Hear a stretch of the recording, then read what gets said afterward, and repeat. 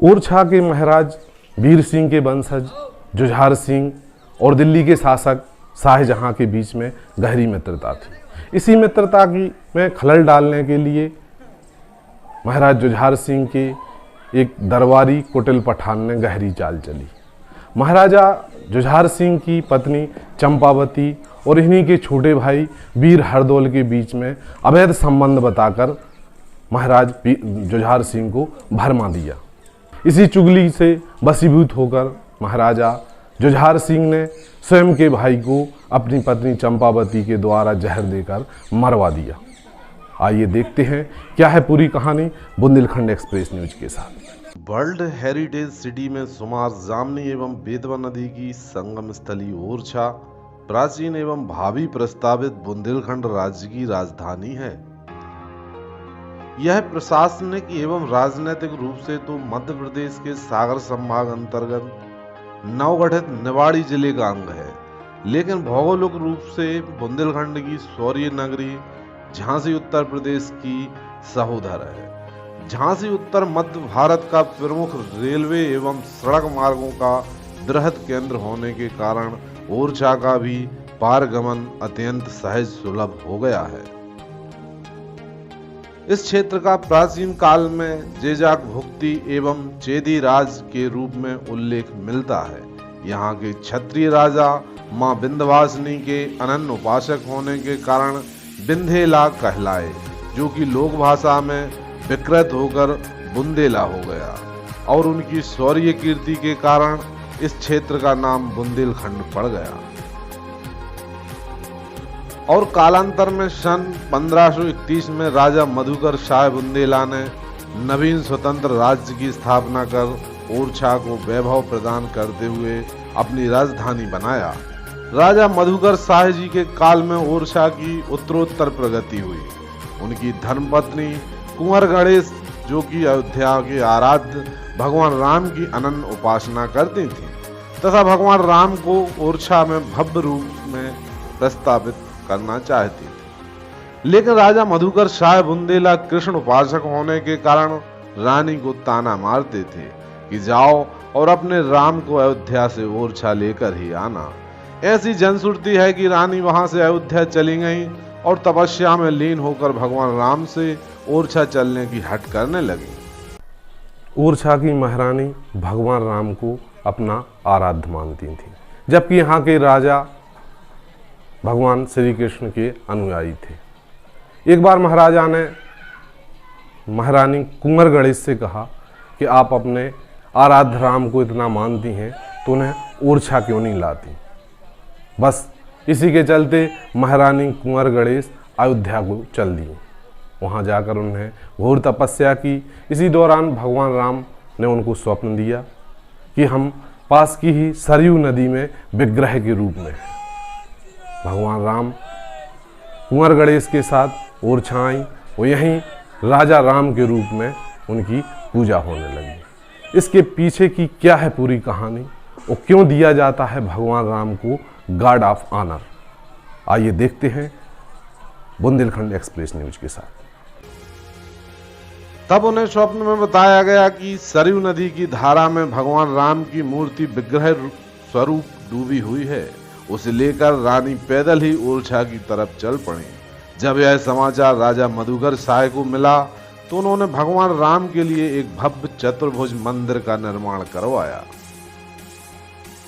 लेकिन रानी के द्वारा महल में आने के बाद अयोध्या से लाए गए विग्रह को रात्रि विश्राम के लिए महल में पूजा स्थल पर रख दिया तथा बाद में नवनिर्मित चतुर्भुज मंदिर में प्रतिष्ठा हेतु जब इस मूर्ति को उठाया गया तो यहाँ से नहीं हिली और उसी राजमहल में भगवान को स्थापित करते हुए भव्य मंदिर का स्वरूप प्रदान किया गया। इसलिए भारत में केवल ओरछा ही वह स्थान है जहाँ भगवान राम राजा के रूप में एक राजमहल में राजश्री ठाट बाट के साथ विराजित हैं। यहाँ आज भी सुबह शाम राजसी दौर जैसा ही मध्य प्रदेश पुलिस के जवानों द्वारा गार्ड ऑफ ऑनर यानी सलामी दी जाती है और इसी कारण यह बुंदेलखंड की प्रमुख धार्मिक एवं धार्मिक पुरातात्विक नगरी पर्यटन के मानचित्र पर संपूर्ण विश्व में अपना अलग स्थान रखती है और इसे बुंदेलखंड की अयोध्या के नाम से संबोधित किया जाता है। ओरछा की पावन धरा अनेक वीर सपूतों के अद्भुत लोक कथा से भरी पड़ी है। यहाँ के महाराजा वीर सिंह बुंदेला द्वारा राज्य विस्तार के साथ ही ओरछा से दतिया की ओर पश्चिमोत्तर क्षेत्र में एक नवीन नगर का निर्माण किया गया। निर्माण उपरांत जब एक दिन महाराजा अपने किले के ऊपर से इसे देख रहे थे तो उन्होंने उत्सुकतावश अपनी मंत्री से पूछा कि हमारा नया बसाया हुआ नगर एवं दुर्ग कैसा लग रहा है। तो मंत्री ने कहा कि महाराज, यह तो ओरछा की ही झांकी सी है। बस तभी महाराज ने कहा कि अब इसका नाम झांसी ही होगा। उन्होंने इस प्रकार झांसी धामोनी एवं अन्य दुर्गों का निर्माण, पुनरुद्धार आदि करवाया।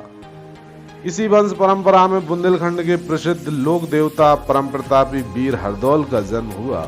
ऐसा माना जाता है कि ओरछा के तत्कालीन शासक एवं हरदौल के बड़े भाई महाराजा जुझार सिंह की दिल्ली के शासक शाहजहां से मित्रता थी और इसी में खलल डालने के लिए मुगल दरबार के एक पठान ने कुटिलता से फूट डालते हुए जुझार सिंह को भरमा दिया कि हरदौल का चरित्र अपनी भाभी एवं महाराजा जुझार सिंह की पत्नी चंपावती के प्रति ठीक नहीं है।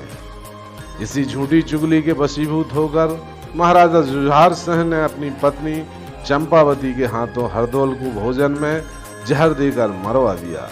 लोक आस्था यह है कि बाद में हरदौल की बहन एवं दतिया राज्य में रहने वाली कुंजावती की लड़की एवं हरदौल की भांजी के विवाह में दूल्हे एवं बरातियों द्वारा हट करने एवं प्रमाण मांगने पर हरदौल ने सभी को साक्षात दर्शन दिए और अपनी भांजी के विवाह कार्यक्रम में दूल्हे को भात की रस्म पूरी कराई।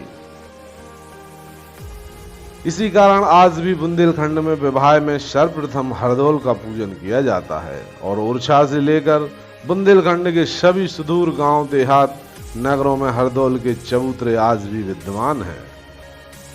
आजादी के दौर में भी ओरछा की भूमि अमर शहीद चंद्रशेखर आजाद की आश्रय स्थली रही है। उन्होंने ओरछा के नजदीक ढीमरपुर ग्राम में अपना आश्रम बनाया था और ब्रह्मचारी हनुमान के नाम से दिन में लोगों को कथा सुनाते थे और रात्रि में क्रांतिकारी गतिविधियों का गुप्त रूप से संचालन करते थे। यह स्थान आज भी आजाद कुटी के नाम से विद्यमान है। ओरछा में पुरातात्विक स्थलों, स्मारकों, मंदिरों, क्षत्रियों महलों की एक लंबी श्रृंखला है। यहाँ पर चतुर्भुज मंदिर, लक्ष्मी मंदिर, श्रावण भादों की मीनारें, राय पिड़वीर महल, जहांगीर का महल, राजमहल, शीश महल आदि बुंदेली वास्तुकला का जीवंत प्रमाण है। पास में ही ओरछा अभ्यारण्य में जैव विविधता एवं वन्य जीवों पक्षियों का आनंददायक वातावरण देखने को मिलता है। इसी कारण आज यहाँ देशी पर्यटकों एवं धार्मिक श्रद्धालुओं का मेला लगा रहता है। आप भी एक बार ओरछा का दृश्य अवलोकन अवश्य करें। जय राम राजा सरकार।